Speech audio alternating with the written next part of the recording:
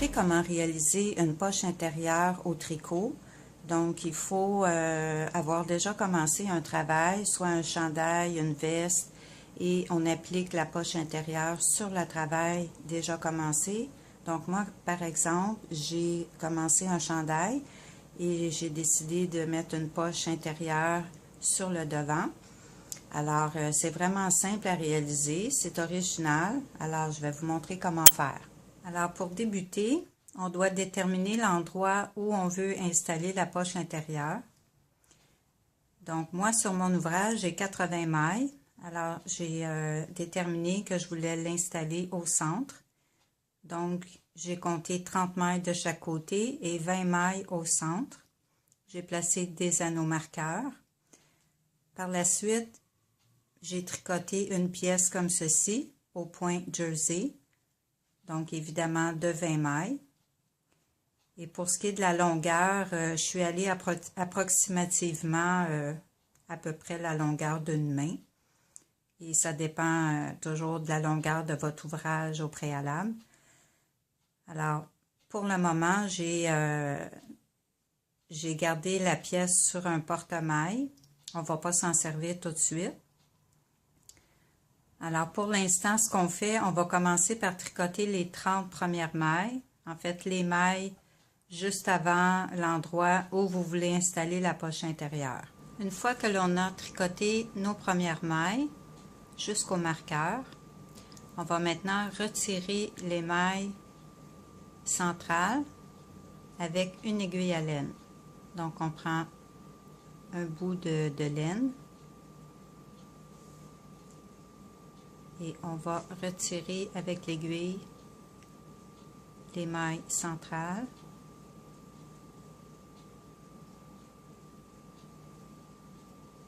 Donc, on va les mettre en attente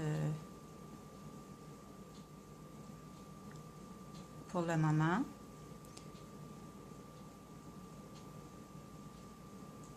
Donc, on retire toutes les mailles centrales.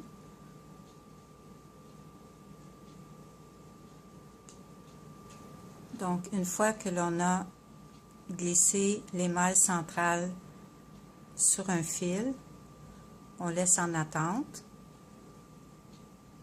On va prendre la pièce qu'on a tricotée et on va venir les tricoter.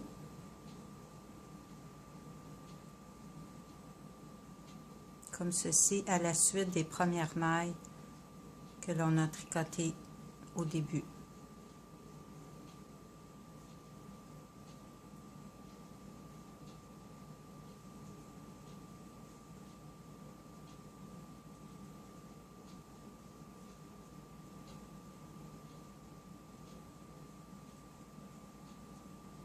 Une fois que l'on a tricoté la pièce avec les mailles du début,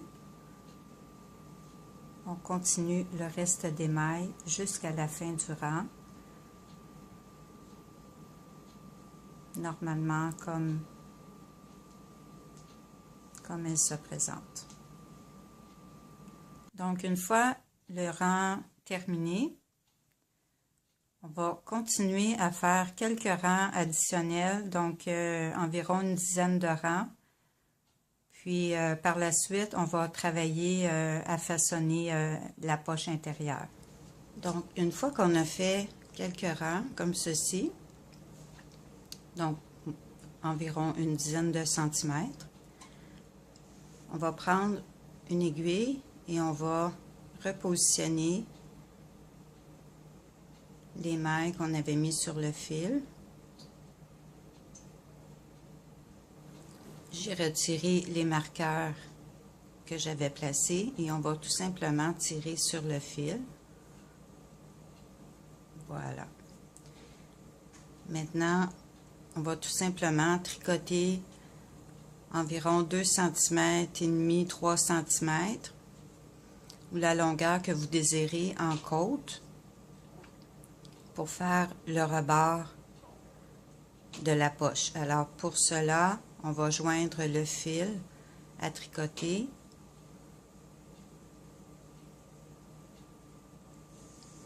Donc, le travail que je suis en train de faire, c'est avec des aiguilles numéro 6. Et comme j'en ai pas d'autres, j'ai utilisé des aiguilles numéro 5,5 pour faire la bordure de la poche. Et j'ai fait 2 rangs de côtes. Alors, une maille en 3, une maille en vert sur 2 rangs.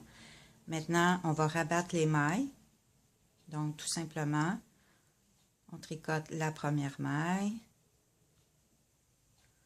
On peut les faire tout à l'endroit. Une deuxième maille et on rabat la première maille. Comme ceci, assez souplement. Donc, on fait ainsi jusqu'à la fin. Donc, une fois les mailles rabattues comme ceci, on va couper le fil.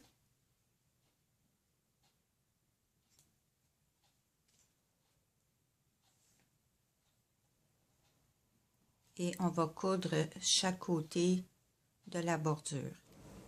Donc, il ne reste plus qu'à coudre les côtés du rebord de la bordure. Alors, on va prendre le fil part d'ici. Alors, ce qu'on fait, c'est qu'on va chercher une maille de l'ouvrage en dessous et une maille de la bordure. C'est-à-dire une fibre. On ne prend pas la maille au complet. Donc, une maille de l'ouvrage et une maille de la bordure.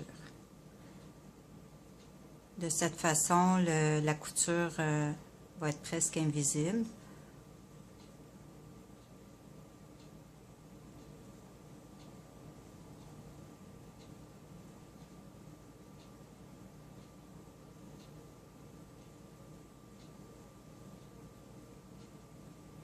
Vous voyez, on la voit à peine et on traverse sous le travail et on va venir attacher. Donc sur l'envers, on va venir faire la même chose. On va coudre les 3 côtés de la pièce ici. Alors on prend seulement un brin d'une maille d'un côté, puis un brin de l'autre côté. Donc, ça tourne un petit peu à cause du point, là. On va juste aller chercher comme ceci.